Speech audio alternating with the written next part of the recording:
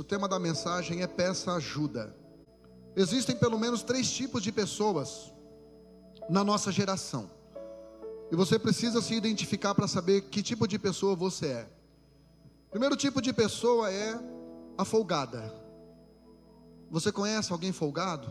Além do seu cunhado, além do seu marido, além dos seus filhos, além da sua esposa, você conhece mais alguém folgado?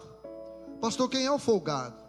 O folgado é aquela pessoa que ela pede ajuda para tudo e para todos, que não se esforça para nada, que transfere responsabilidade e acha que todo mundo tem que resolver o seu problema. Este é o folgado. Aí existe também o sobrecarregado. O sobrecarregado, que é o outro extremo do folgado, é aquele que não pede ajuda para ninguém, quer resolver tudo sozinho, é o sobrecarregado. Jesus em Mateus capítulo 11, versículo 28, ele disse: vinde a mim vós que estáis cansados e sobrecarregados. O cansaço é algo interno, a sobrecarga é algo externa. A sobrecarga é aquilo que você, as responsabilidades que você assume, sem orar antes, sem consultar a Deus. Você assume porque você vê uma necessidade, você quer ajudar todo mundo, e por conta disso você está tão sobrecarregado, mais do que cansado. Por conta disso você está tão estressadinho, porque você não pede ajuda para ninguém. O terceiro tipo de pessoa que existe na nossa geração é a pessoa posicionada, que é aquela pessoa que ela pede ajuda sempre que precisa, sem transferir responsabilidade e culpa para ninguém.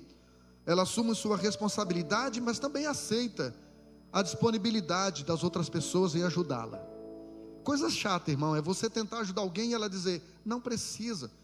Esses dias entregaram um negócio, não que eu seja muito de comprar, mas entregaram um negócio do Mercado Livre lá em casa, e já era um horário bem tardezinha, quase 11 horas, e então eu fui lá e fiz o que eu gosto de fazer, que é dar uma oferta para o entregador, né? Fui lá, quando eu entreguei R$5 na mão do entregador, eu disse, só para você tomar uma água. Ele deixou cair e disse, não precisa. E aí eu disse para ele, amigo, esmola a gente dá para quem precisa, oferta e gorjeta a gente dá para quem trabalha.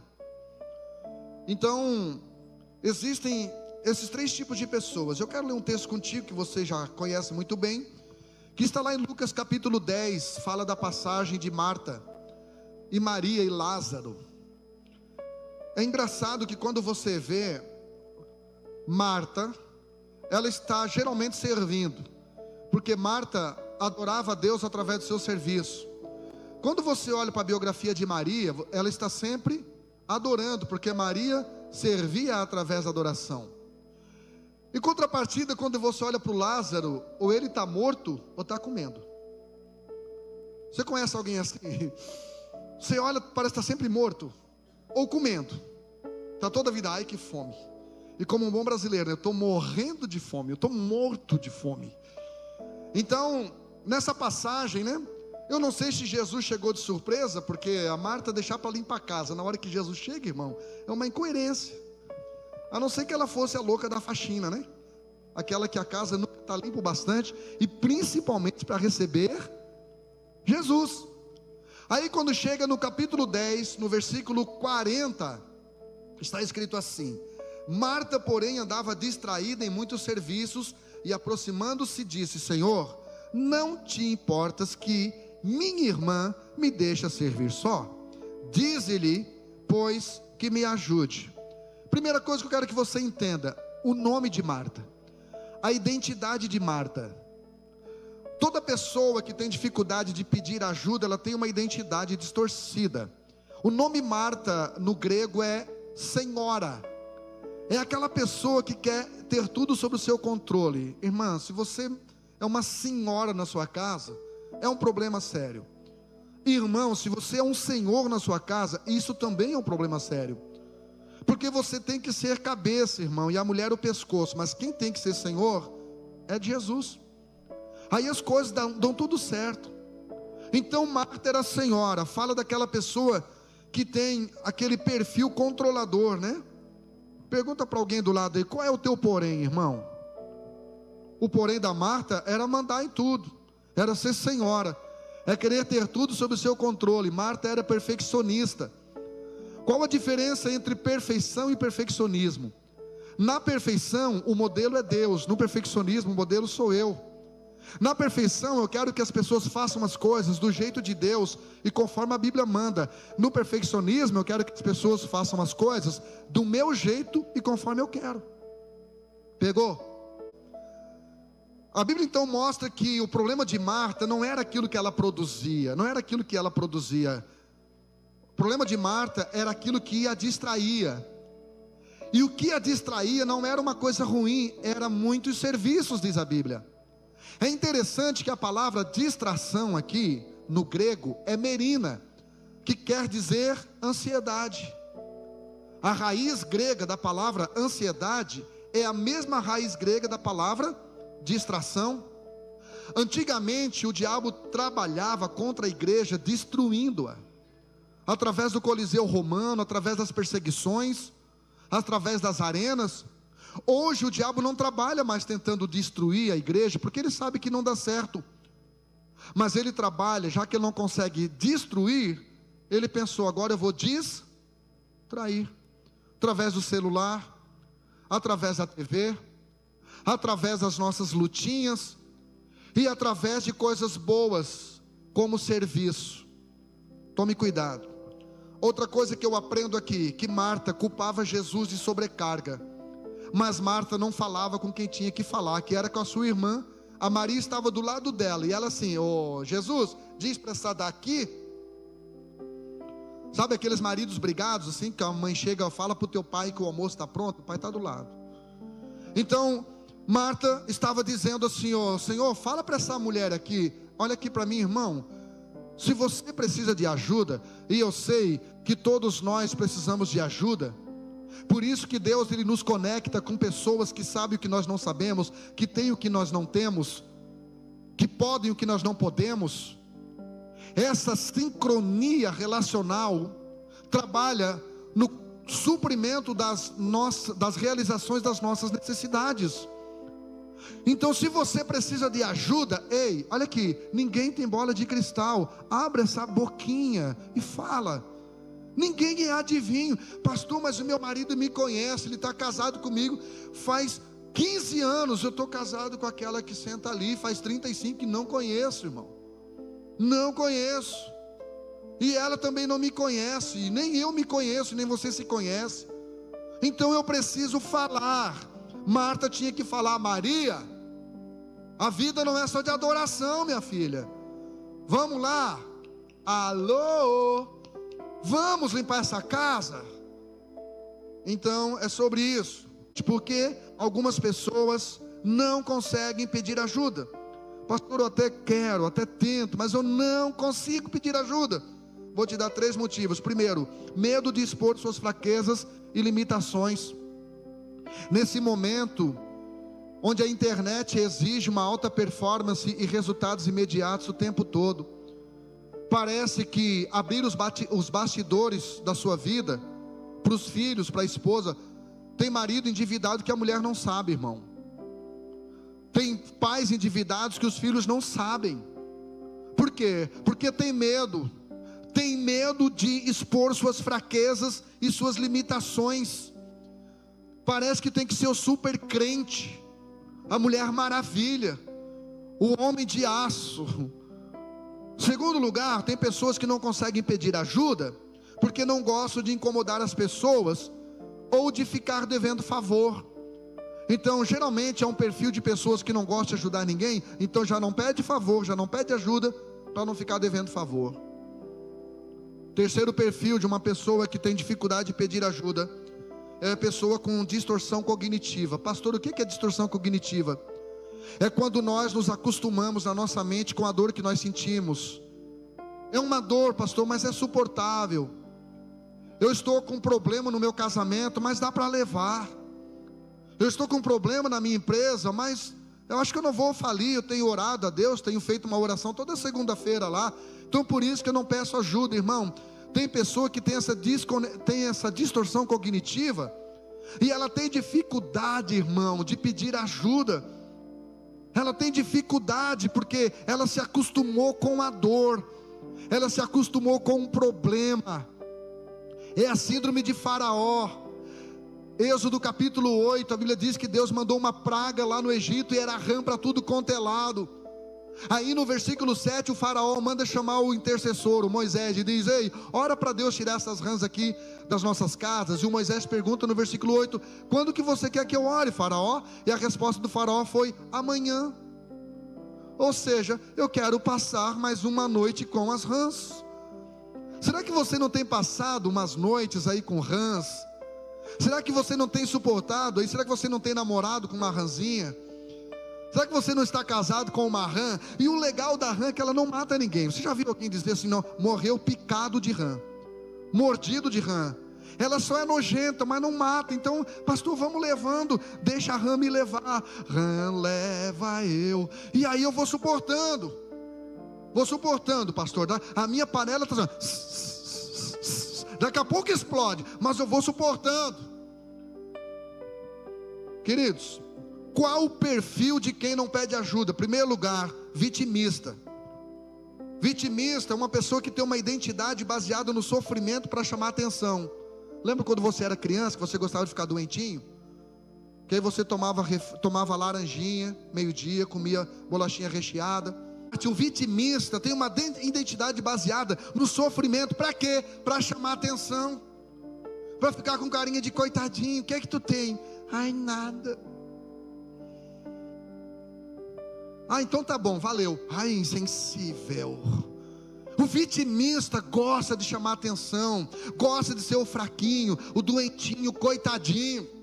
Segundo perfil, o orgulhoso, que é o arrogante, tenta manter tudo sobre o seu e se preocupa com o que vão falar. Augusto Cury chama esta descompensação comportamental de alodoxafobia. A alodoxafobia é uma doença emocional. Alô é fala, e doxafobia, fobia, medo exagerado. Alodoxafobia então é medo do que os outros vão falar. Tu não peça ajuda, porque vai que eu peço ajuda, vai que eu chego para o irmão e digo: irmão, ora por mim e tal, estou passando umas lutas com a igreja. Gente, vamos orar que o pastor está meio desviado. Então a gente tem medo de pedir ajuda, de revelar fraqueza. Já falei sobre isso. É o orgulhoso, é o arrogante. Terceiro perfil, o negacionista. São pessoas que têm problemas sérios com vícios e não conseguem se libertar, porque não pede ajuda. É engraçado como principalmente nós, os homens, nós temos dificuldade de pedir ajuda. Chega o casal para o atendimento, né? O irmão chega assim, parece aquele cachorro que comeu banha na lata, meio desconfiado, e eu já sei como é que funciona. Eu já digo: irmão, geralmente é primeiras damas, mas fala você primeiro aqui, o que está acontecendo? Pastor, eu nem sei o que eu estou fazendo aqui. Essa mulher está louca, está tudo certo. Está tudo certo, eu não sei do que ela está reclamando. Eu nem sei o que eu estou fazendo aqui. Está tudo certo. Sabe aquela respostinha irritante? Amor, como é que foi seu dia? Normal. Aí o irmão diz: está tudo certo, pastor, eu boto comida para dentro de casa. Eu digo: não. Sério que você bota comida para dentro de casa? Por nada até toma banho de vez em quando. Então o homem tem dificuldade de pedir ajuda. Tá certo que a mulher, o marido não pode acordar triste, que ela também já quer uma DR também, né? Mas aqui não existe isso em nome de Jesus. Então não seja negacionista. Se você tem um vício, se você tem um problema crônico, algo que você já tentou de tudo e não conseguiu resolver, peça ajuda. Pastor, como lidar com pessoas que não pedem ajuda? Porque é irritante. Você vê a pessoa está precisando, a pessoa está ali morrendo do teu lado. Você tem o antídoto da cobra, do veneno, você tem ajuda, e essa pessoa fica ali, não pede ajuda. E de novo, principalmente nós, maridos, como é que eu faço para lidar com esse tipo de gente, para eu não me estressar? Pastor, eu já pedi para Deus me dar graça, porque se Ele me der força eu mato esse homem. Como que eu lido com esse tipo de gente que precisa? É só abrir a boquinha e pedir, mas não pede. Como é que eu lido? Primeiro lugar, demonstre disponibilidade para ajudar, mas coloque regras e limites. Não esteja 100% disponível o tempo todo, a hora que a pessoa quer, do jeito dela. Hoje, quando um casal me pede atendimento, quando alguém me pede atendimento, eu pergunto: você vai me falar toda a verdade? Porque senão eu não tenho tempo a perder com quem adora perder tempo. Então, esteja disponível para ajudar essa pessoa. Deixe claro: ó, estamos juntos, hashtag, não vastremos uma linha. Agora, ei, você tem limite. Eu não vou te ajudar na hora que você quer e do jeito que você quer, não. Segundo lugar, não force a barra. Não empurre ajuda e solução goela abaixo das pessoas. Muitas pessoas já se ofenderam, já se machucaram, porque ajudaram pessoas que não pediram, e depois a pessoa teve um comportamento de ingratidão. Aí ficou magoadinho, ficou magoadinha. Ei, não fique empurrando ajuda para qualquer um, goela abaixo não. Deixa a pessoa pedir para você. Deixa a pessoa buscar a sua ajuda. E isso vai criar um senso de respeito por você, de valorização pela sua ajuda. E por último aqui, para eu poder entrar na Bíblia, apresente uma solução para as pessoas, mas se proteja da manipulação delas. Geralmente pessoas que precisam de ajuda e não querem ajuda são manipuladoras, chantagiam, principalmente adolescente. Principalmente adolescente, chantagem. E a frase que eles amam: estou pensando em me matar. Estou pensando, não que eu vou fazer, só pensando. Tipo assim: mãe, pai, lançaram o iPhone 17 aí. Cuidado com pessoas manipuladoras. Cuidado com pessoas chantageadoras. Cuidado com pessoas que querem matar as tuas emoções. Amém? Então, seja inteligente e humilde. Peça ajuda. Por que eu tenho que ser inteligente e humilde? Porque não basta ser inteligente. Inteligência sem humildade faz com que a pessoa queira resolver tudo sozinha. Inteligência sem humildade faz com que a pessoa use Deus na hora que ela precisa. Pessoa inteligente sem humildade faz com que as pessoas lhe sirvam, e quando elas não precisam mais delas, descartam. Então há um texto no livro de Lucas capítulo 5, versículo 7, que diz assim: então fizeram um sinal para os companheiros que estavam no outro barco, a fim de que viessem ajudá-los. Eles foram e encheram os 2 barcos com tanto peixe, que os barcos quase afundaram. Nessa situação aqui, o epígrafe desse texto diz que chama-se de pesca maravilhosa. Foi um milagre. Pedro havia tentado pescar a noite inteira, não conseguiu pegar nada. E aí Jesus, no outro dia, diz assim: Pedrão, vai para o alto mar e joga a rede para o lado direito aí. E ele disse: seu mestre, com todo respeito ao senhor, mas nós já pescamos a noite inteira, e eu entendo disso, eu sou experiente. E aí ele disse: mas assim, obediência à sua palavra, eu vou te obedecer. E a Bíblia diz que o barco de Pedro começou a se encher. E aí o Pedro começou a precisar de... Quem está no culto aqui, gente? O Pedro começou a precisar de ajuda. E aí o que ele fez? Ele fez um sinal. Está ali no texto. Fizeram um sinal, porque como já falei, ninguém é adivinho, ninguém tem bola de cristal. Um dia uma irmã chegou para mim e disse: pastor, eu estou muito triste com você. E eu disse: eu também estou muito triste comigo, irmã, então está tudo certo. Ela disse: mas sabe por quê? Eu disse: não, eu estive doente e não fosses me visitar. E aí eu disse para ela: mas eu estava em casa e não fosses me avisar. E a Bíblia diz o quê? Quem está doente, chama o presbítero, chama o pastor, e ele vai lá, vai ungir com óleo, e vai orar pelo enfermo, e talvez, se Jesus quiser, ele vai curar. Então eu não sabia que a irmã estava doente. E ela chegou com carinha do burrinho do Shrek, tristezinha. Irmão, cara feia para mim é só uma fomezinha, é só vontade de comer um burguerzinho, eu não sou adivinho. Eles fizeram um sinal. Alguém está me entendendo aqui? Então você que está precisando de ajuda, peça, ninguém é adivinho, faça um sinal. E segundo, não espere o fracasso para pedir ajuda. Olha aqui para mim, esse barco estava afundando em detrimento de um sucesso, em detrimento de um milagre. Não era um fracasso, era um sucesso. Mas mesmo assim, eles resolveram pedir ajuda enquanto tudo estava bem. Sabe qual é o nosso problema? A gente primeiro espera o barco afundar para depois pedir ajuda. A gente primeiro espera a ferida virar câncer para depois pedir ajuda. A gente primeiro espera o casal falar em divórcio para depois pedir ajuda. A gente primeiro espera a empresa quebrar para depois pedir uma oração do pastor lá na empresa. A gente deixa de falar com quem sabe, deixa de orar com quem tem crédito com os céus, e aí a gente não pede ajuda. Deixa eu te falar uma coisa, irmão. A maioria das pessoas fracassam no terreno que elas mais dominam. Pedro afundou na água, ele era pescador. Ayrton Senna morreu na pista, ele era corredor.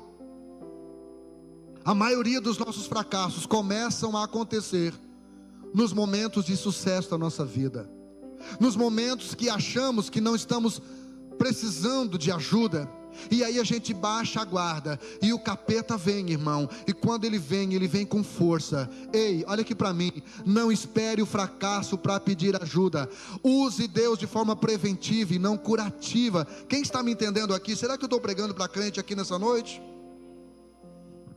Hebreus no capítulo 13, versículo 6, o autor aos Hebreus aqui, ele está citando o Salmo 118, versículo 6, ele diz o seguinte: assim nós podemos fazer com confiança, assim nós podemos dizer com confiança: o Senhor é quem me ajuda, não terei medo, ninguém poderá me fazer mal. Primeira coisa que eu aprendo nesse texto de Hebreus 13, 6, caminhe com pessoas que estejam na sua mesma frequência de esperança, de fé.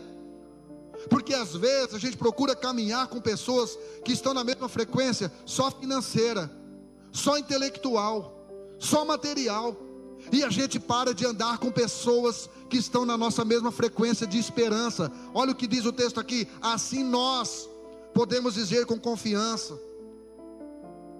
Segunda coisa, nesse texto, busque a ajuda divina que dissipa todo o teu medo. Ele disse: o Senhor é quem me ajuda, não terei medo, não terei medo. Irmão, todo ser humano precisa lidar com medo, algum tipo de medo, e tem gente que tem medo de dizer que tem medo, mas todo ser humano tem algum tipo de medo, seja da morte de um querido, de um ente querido, seja de um fracasso financeiro, todo ser humano. Mas olha o que o autor aos Hebreus está dizendo aqui: nós podemos dizer com confiança: o Senhor é quem me ajuda, eu não vou ter medo, eu não vou ter medo. E quando eu tiver medo, eu vou usar esse medo como uma mola propulsora para o meu sucesso. Assim como o Walt Disney tinha medo de rato e criou o Mickey, assim como Alexandre Graham Bell tinha medo de a sua noiva, que era surda, não ouvir o som da sua voz, e aí tentando inventar, criar o aparelho auditivo, ele descobriu o telefone. Assim como Thomas Edison tinha medo do escuro, então ele descobriu como que faz a lâmpada incandescente acender. Querido, a questão não é o seu medo, é o que você está fazendo com o medo. Você precisa usar este medo para se aproximar de quem pode ajudar você. Quem é, pastor? É o Senhor. É o Senhor quem ajuda você. Quando você estiver com medo, peça a ajuda de Deus. E por último aqui, você precisa saber lidar que tudo que você tem e tudo que você é está protegido por Deus. O autor aos Hebreus está dizendo aqui, ó: ninguém poderá me fazer mal. Pode fazer macumba, pode liberar palavras de maldição para a minha vida, pode levantar calúnia, pode fazer o que quiser, pode latir quanto quiser, mas ninguém poderá me fazer mal, porque eu estou protegido. Olha aqui para mim, querido, você precisa entender o Deus que você serve. Você precisa conhecer o Deus que você serve. Quando você lê Jó, Deus permitiu que o diabo tocasse na vida de Jó, mas colocou limite, disse: ó, você só vai até aqui. Olha aqui para mim, meu irmão, a Bíblia diz que nenhuma tentação vem sobre você que você não possa suportar, mas fiel é Deus que sabe o seu limite. Então Deus sabe o seu limite, e a tua vida está protegida pelo Deus que você serve. Será que eu estou pregando para crente aqui? A sua empresa está protegida, seu casamento está protegido, sua família está protegida, teus sonhos estão protegidos, o teu ministério está protegido. Pastor, eu sou líder de célula, às vezes eu me sinto tão atacado. Você pode até ser atacado, mas a Bíblia diz: quem é nascido de Deus, o maligno não toca. Deus está escrevendo uma história de sucesso, de bênção e de vitória para você. Será que você pode aplaudir o nome do Senhor? Aleluia! Glória a Jesus. Jó capítulo 6, versículo 13. Jó escreveu o seguinte: não sou capaz de me ajudar a mim mesmo, e não há ninguém que me socorra.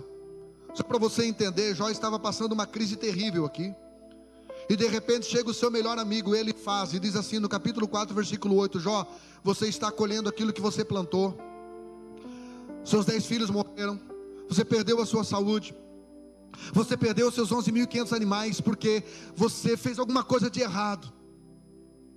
O Jó olha para o Elifaz, e o Jó, em uma profunda exaustão física, emocional e espiritual, ele responde ao seu insensível amigo Elifaz, dizendo: olha, não sou capaz de me ajudar a mim mesmo. Jó estava dizendo: eu já tentei, já fiz de tudo, já orei, já fiz campanha, já fui na célula, já fui no culto, só que eu não consigo me ajudar a mim mesmo.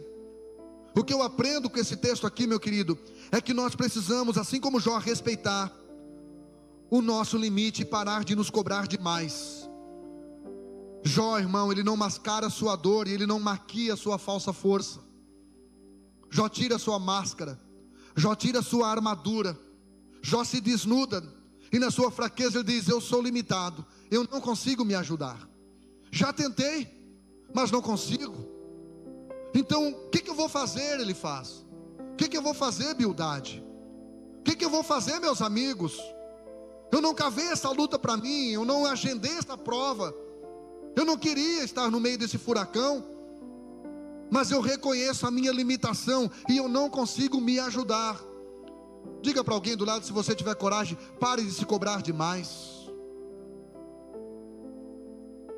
Eu não estou dizendo para você se jogar nas cordas, eu não estou fazendo apologia aqui à preguicite aguda. Agora eu estou dizendo que pessoas que se cobram demais se tornam carrascas na vida dos outros. Por último aqui ele diz: olha, não só eu não sou capaz de me ajudar, como também não há ninguém que me socorra. Jó estava dizendo aqui: eu não só reconheço a minha limitação, mas eu também respeito a limitação dos outros. Então eu vou parar de cobrar demais das pessoas, eu não vou criar expectativas em pessoas. Você casou com um homem, ele tem um delayzinho, pega leve com ele. Ele tem um retardinho, sim, ele tem. Às vezes ele se faz de bobo também, né? Mas ele tem um limitezinho. Eu acho engraçado mulheres assim, aquelas mulheres maravilhas gospel, que elas querem que o marido seja um super-homem gospel também, e esteja a mesma frequência que ela. A gente precisa, irmão, parar de cobrar demais das pessoas. Salmo de número 27, versículo 9. O Davi diz assim: ó Deus, meu libertador, tu tens sido a minha ajuda, não me deixes, não me abandones. O Davi aqui, irmão, estava entendendo que a verdadeira libertação vem de Deus. Não é um esforço humano só isso. Quantas coisas que você tentou se libertar e não consegue? Algumas você consegue, mas quando o diabo ele não consegue nos prender numa coisa, ele tenta nos prender em outra. Quando Ele não consegue nos pegar em alguma área da vida, Ele tenta nos pegar em outra área da nossa vida. E todos nós necessitamos de uma intervenção divina, todos nós necessitamos de um agir de Deus. Por isso Jesus falou em João capítulo 8, versículo 36, se o Filho não vos libertar, vocês não serão verdadeiramente livres. Quantos querem ter uma vida de liberdade em Deus aqui? Quantos querem ter uma vida de liberdade financeira aqui? Quantos querem ter uma vida de liberdade emocional, onde ofensas, críticas não vão mais mexer com os teus sentimentos? Quantos querem? Busque a ajuda de libertação de Deus. É o que o Davi está dizendo aqui. Davi está demonstrando que o seu maior medo não era a presença dos seus inimigos, era a ausência de Deus. Por isso ele diz: Deus, o meu libertador, Tu tens sido a minha ajuda, não me deixes, ou seja, não me abandone. Eu não consigo viver com a Tua ausência, eu consigo viver com a ausência de qualquer pessoa na minha vida, agora a Tua não. Então entenda que Deus nos liberta dos nossos maus hábitos e vícios de estimação, amém? Vou tentar falar de novo, eu acho que eu estou pregando para crente aqui, gente. Deus nos liberta dos nossos maus hábitos, dos nossos vícios de estimação. Deus nos liberta, Ele quer nos libertar. Deus nos liberta dos nossos traumas do passado e dos nossos medos do presente. Deus nos liberta. Será que eu posso ouvir um amém? Deus nos liberta do nosso cansaço de dentro e sobrecarga de fora. Será que eu posso ouvir um amém? Deus nos liberta da dependência dos outros e da autossuficiência de si mesmo. Olha aqui para mim, tem duas coisas que o diabo quer fazer para arrasar com a nossa vida, para arrasar com os nossos sonhos, para arrasar com o nosso casamento, com a nossa família, com o nosso ministério. Primeiro é nos fazer depender de todo mundo, e segundo é nos achar autossuficiente, achar, não, deixa comigo, eu resolvo a parada, eu tenho experiência. E Deus diz: então vai lá, bobão, vai lá, tenta do seu jeito, continua. É por isso que tem tantos crentes decepcionados com Deus. É por isso que tem tantos crentes achando que se mudar de casamento, se mudar de esposa, se mudar de igreja, vai resolver o seu problema. Não, não é isso. Deus nos liberta dos extremos da procrastinação e da precipitação. De novo, o diabo quer nos levar para os extremos. Ou eu procrastino tudo, deixo tudo para depois, tudo para amanhã. Amanhã eu começo, depois eu termino, depois eu faço. Ele quer me pegar na procrastinação, ou ele quer me pegar na precipitação. É aquele crente que faz tudo na hora. Pastor, eu não levo desaforo para casa, é na hora eu já respondo. Toda resposta dada com precipitação termina com decepção, com vergonha. Não seja precipitado. Você não precisa resolver tudo, nem para você e nem para os outros imediatamente. Você não tem que estar disponível para todo mundo o tempo todo. Ei, você não tem que se mimar o tempo todo. Não seja precipitado, irmão. Vá orar antes, ora. Pastor, mas esse negócio que eu quero fazer, eu já tenho experiência, está tudo tão óbvio. Ora antes, fale com Deus. Não seja precipitado, não tome decisão quando tiver com raivinha. Deus nos liberta do complexo de inferioridade, mas Ele também nos liberta do ego inflado. Tem gente que tem uma inferioridade demasiada, tem vergonha de tudo.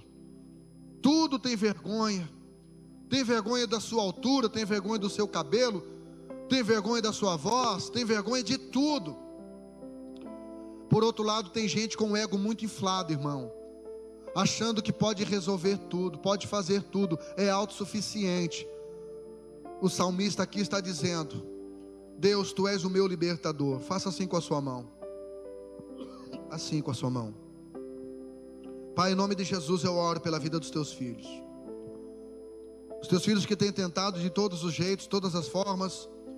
Alguns já fizeram terapia, alguns já consultaram coaches, alguns já consultaram psiquiatras, alguns já consultaram psicanalistas, mas poucos talvez buscaram a libertação no Senhor. Em nome de Jesus eu declaro a libertação do teu povo. O teu povo precisa ser liberto, o teu povo precisa fluir, o teu povo precisa avançar. A tua igreja precisa avançar, a tua igreja precisa caminhar, a tua igreja precisa conquistar em nome de Jesus. Isaías capítulo de número 50, versículo 7, e este é um texto profético a respeito do Messias. E tudo que tem a respeito de Jesus na Bíblia diz respeito a você também, porque você é o corpo de Cristo. Olha o que diz Isaías no capítulo 50, versículo 7, diz assim: o Senhor Deus me ajuda, assim os insultos não me ferirão, por isso me mantenho determinado e firme, sei que não serei envergonhado. Primeira coisa que o texto está dizendo aqui: ei, a ajuda de Deus nos blinda de ofensas humanas. Aqui não está dizendo, irmão, que ele não se entristeceu, não, está dizendo assim, ó, esta ofensa não vai me ferir, essa ofensa não vai me parar, essa ofensa não vai me bloquear, essa ofensa não vai me engessar. Vai me entristecer, sim, vai me entristecer, vai me deixar atribuladinho por um tempo, vai me deixar brabinho por um tempo, mas esta ofensa não vai me destruir, não vai ferir as minhas emoções. Por quê? Porque Deus me ajuda, Deus cuida do meu coração, Deus cuida da minha mente, Deus cuida das minhas emoções. A segunda coisa aqui que ele está dizendo é que a ajuda de Deus nos mantém no foco em tempo de oposição. Ele está dizendo: vou me manter determinado e firme, vou me manter determinado, porque eu sei que o que eu estou fazendo é o certo a ser feito. Eu não estou vendo o resultado que eu gostaria de ver, eu não estou vendo as coisas acontecendo, mas o mundo espiritual, há um hino do Voz da Verdade que diz que Deus trabalha enquanto a gente dorme. Deus trabalha enquanto a gente dorme. Parece que está na Bíblia, Salmo 127. Deus dá as suas dádivas, Deus dá o cumprimento das suas promessas, Deus faz os seus milagres enquanto os seus estão dormindo. Diga para alguém do lado aí: vá dormir, irmão, vá dormir, meu filho. Olha aqui para mim, namorados e namoridas. Você sabe por que o namoro de Adão deu certo? Porque ele estava dormindo quando Deus fez a Eva. Senão ele ficava dizendo: ei, empina o bumbum, aumenta o peitinho, isso, deixa ela de um jeito que depois que a gente casar, eu não vou deixar ela nem na padaria, do ciúme. Ei, irmão, olha só que coisa interessante. Terceiro lugar, a ajuda de Deus nos livra da vergonha. Ele está dizendo: eu não vou ser envergonhado. O diabo está se levantando, mentirosos estão se levantando, caluniadores estão se levantando. No começo do ano passado eu bati meu carro, dei ré em cima de um carro de um irmão lá do Rio Grande do Sul. Pensa numa incomodação, irmão. Tentei arrumar de todo jeito, acionei o seguro total, não tive jeito. Um dia ele quis cobrar um valor exorbitante, eu disse que não pagava. Ele disse: então te prepara, vou te deixar famoso em Araranguá. Eu disse: mas eu já nem consigo sair na rua de tão famoso. Onde eu vou tem uma jovem de 80 anos dizendo: tu é do programa Lideres? Como é que é aquela frase? Quem não se lidera se sabota. A Márcia diz: pois parece que é só no CIART que passa o teu programa. E eu disse para ele: meu lindo, eu já sou famoso, eu tenho um programa na rádio, eu tenho um programa na Globo de Araranguá, eu tenho 21 mil seguidores no meu Instagram, meu querido. Aí ele não se aguentou e botou lá: pastor do Ministério Teu Reino, bateu, não pagou, não sei o que, bababá, bababá, bababá. Me entristeci, é claro. Os irmãos mandaram mensagem para mim: pastor, você está vendo aqui? Eu digo: não só vi, como já estou compartilhando, para que todo mundo saiba rápido, para esquecer rápido. Pastor, você se entristeceu? É claro que eu me entristeci, irmão. Era uma calúnia.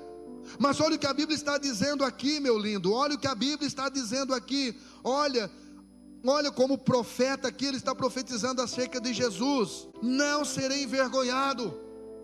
O que o profeta está profetizando acerca de Jesus e de você é que no final, irmão, você vai sair por cima. No final as pessoas verão realmente quem você é. Então fique tranquilo, meu irmão. Ei, o que vem de baixo não atinge quem está de baixo, o que vem de cima. Eu vou repetir para você: o que vem de baixo não atinge quem está debaixo do que vem de cima. Você está protegido por Deus. Deus está protegendo o teu nome. Deus está honrando você. Deus está trabalhando na tua história. Deus está construindo um novo ciclo. Fique tranquilo, você não será envergonhado. Não será. Aleluia. Então diga comigo assim: quem é maduro não se ofende, não ofende e não se defende. Bota essa conta para Deus. Marcos capítulo 9, versículo 23 e 24 está escrito: tudo é possível àquele que crer. Será que eu posso ouvir um amém? No mesmo instante o pai respondeu: eu creio, mas ajuda-me a superar a minha incredulidade. Só para você entender, esse pai estava diante de algo que ele não tinha controle. Era uma possessão demoníaca, era algo inusitado, não era comum. Ele trouxe para os discípulos e os discípulos não conseguiram. E aí ele levou para Jesus e disse: eu tentei com os seus discípulos, com o líder da célula, não deu. Estou tentando com o supervisor, depois eu vou para o coordenador, por último para o pastor. E aí Jesus olhou para aquele pai desesperado e disse: ei, tudo é possível àquele que crê. Aí ele disse: não, eu creio, Senhor, por isso que eu vim até você. Eu creio, só que tem um detalhe: a minha crença às vezes entra em choque. Às vezes eu titubeio na minha fé. Irmão, eu sei que isso acontece com qualquer um. Olha só, Jesus era primo de João em segundo grau. João brincou com Jesus. Eu não sei se ele viu Jesus ressuscitar alguns passarinhos lá na escola, no tempo quando era adolescente, porque a Bíblia diz que o primeiro milagre foi transformar água em vinho. E aí o João, ele batizou Jesus, e no dia que ele batizou Jesus, antes disso ele olha e diz: ó, eis aí o Cordeiro de Deus, é Ele quem vai tirar o pecado do mundo.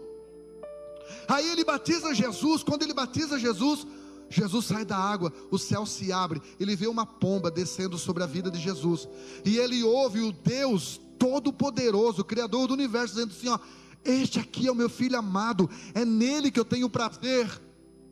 E a sua fé estava inabalável, até que ele foi preso.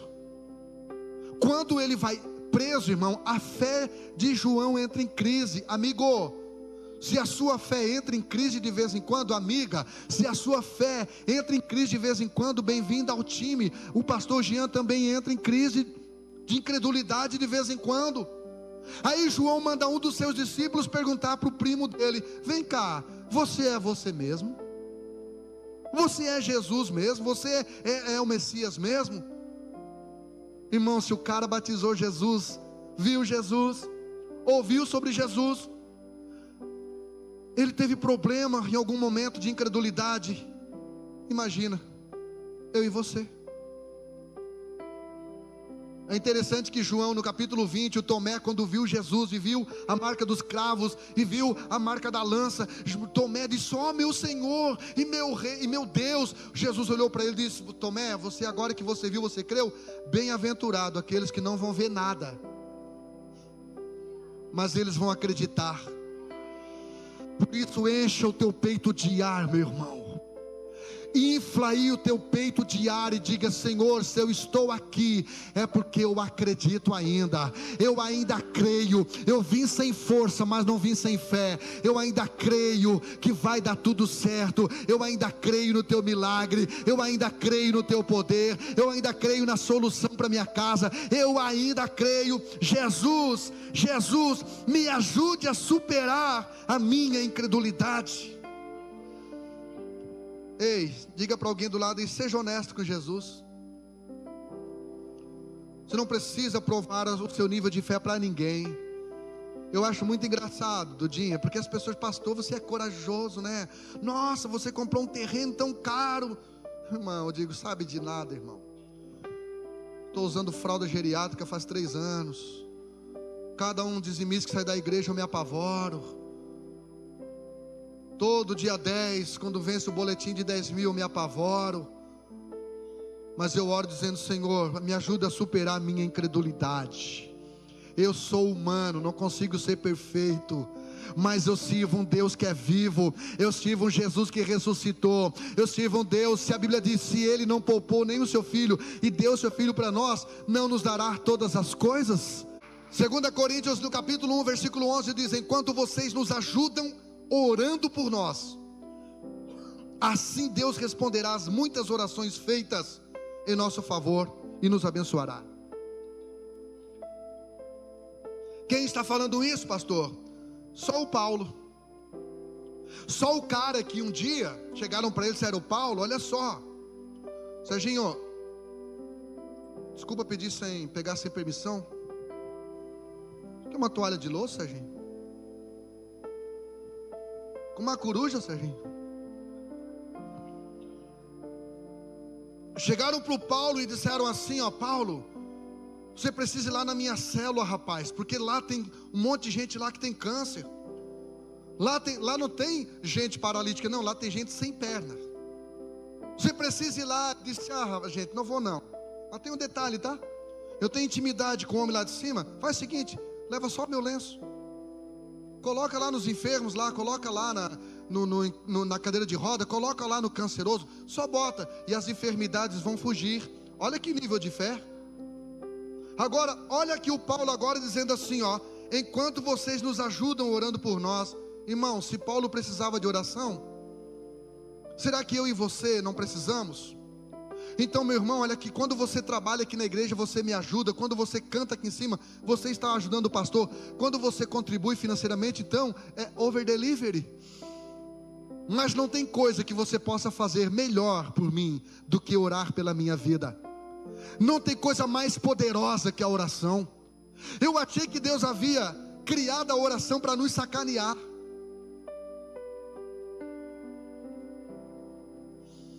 Eu achei que Deus havia criado a oração para nos sacanear, irmão. Porque você fica ali falando com a cadeira.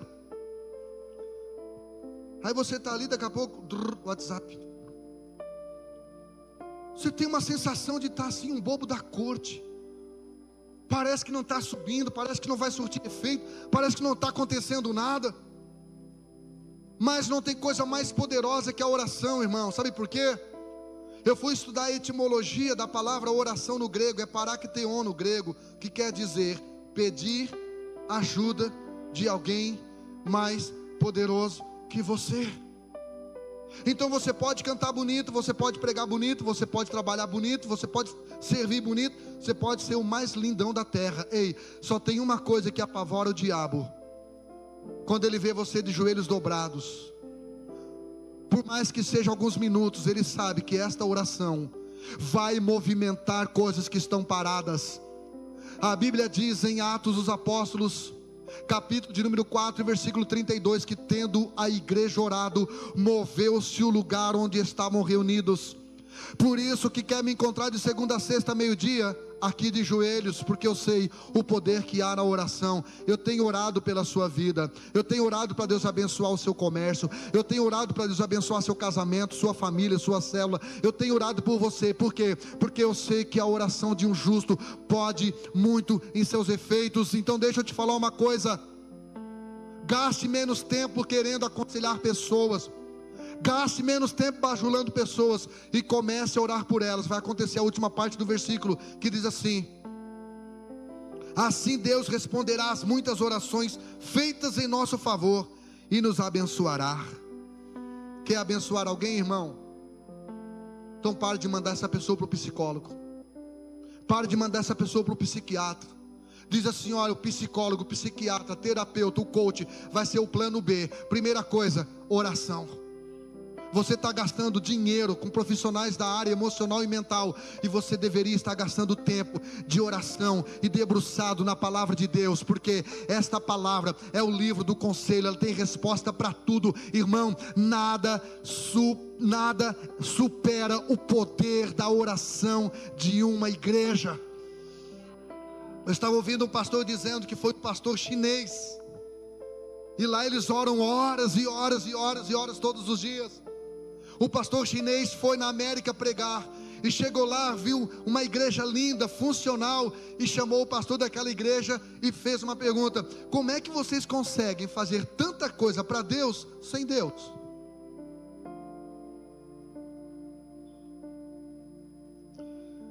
Salmo de número 109, versículo 26 diz o seguinte: ajuda-me, Senhor, meu Deus, salva-me por causa do teu amor. Querido, a melhor ajuda que Deus pode nos dar, Deus nos ajuda em tudo, irmão. Deus nos mima,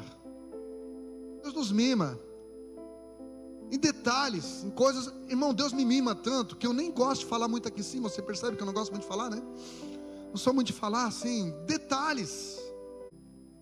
O que eu quero dizer para você, irmãos, é que Deus tem cuidado de você nos detalhes. Deus tem cuidado, Deus tem protegido você nos detalhes.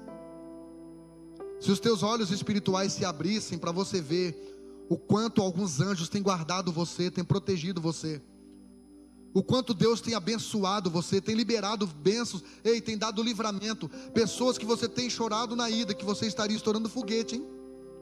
Deus está protegendo você. Mas o maior cuidado de Deus, a maior ajuda de Deus está aqui, é para a salvação. Ajuda-me, Senhor, meu Deus, salva-me por teu amor. Ajuda-me, Senhor meu Deus, salva-me por causa do teu amor. O que Davi estava dizendo: Senhor, todas as ajudas que o Senhor me der é bem-vindo. Agora, a maior ajuda é a minha salvação. Não adianta o Senhor ter me dado saúde para que as pessoas me olhem no caixão e digam: como ele está bonito. Você já viu alguém falar essa besteira em algum velório? Nossa, ele está 10 anos mais novo. Será que estava tomando Monjaro?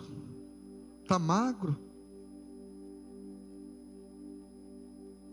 A maior ajuda que Deus pode nos dar, irmãos, não é você morrer e deixar um monte de propriedades para as próximas gerações. A maior ajuda que Deus quer nos dar é nos dar a vida eterna. A maior ajuda que Deus quer nos dar não se limita ao futuro, mas passa para a eternidade. Deus quer salvar você. Deus quer ver você lá no céu. Foi para isso que Ele deu o Filho dele. Esta é a maior ajuda. E Davi estava agradecendo e pedindo a Deus esta ajuda. E segundo Samuel 8,14 diz: e o Senhor ajudava a Davi por onde quer que ia. Diga para alguém do lado: você é o Davi desta geração. O nome Davi significa amado no hebraico. É o nome mais citado na Bíblia, 1140 vezes. É mais citado que o nome de Jesus. Deus ajudava Davi por onde quer que Davi ia. E você é o Davi desta geração. Deus tem ajudado você. Deus tem abençoado você. Deus tem protegido você. Deus tem promovido você. E Deus quer fazer muito mais do que Ele já tem feito. Vou tentar desse lado aqui. Deus quer fazer muito mais do que Ele já tem feito. Deus quer te dar muito mais do que Ele já tem te dado. Se permita ser ajudado, e quando fores, reconheça a ajuda de Deus, e glorifique a Deus, e seja fiel a Deus, e diga: Deus, eu posso vir para o culto de arrasto. Estava falando com o irmão antes do culto, ele disse para mim: pastor, eu vim de arrasto, eu não queria vir. Eu disse: mas é isso aí, porque amanhã, quando você acordar de manhã, você esteja com dente doendo, você esteja com diarreia, você esteja gripado, você vai trabalhar mesmo não querendo, para ganhar só uns 50 mil por mês. Eu vou repetir, irmão, bota a mão nesse cabeção: para ganhar só uns 50 mil por mês. Agora imagina você se esforçar para estar em toda a célula, em todo o culto, porque você não veio aqui apenas para ganhar um salário, você vem buscar um galardão, a eternidade no céu. Fique em pé aplaudindo o nome do Senhor enquanto a banda sobe.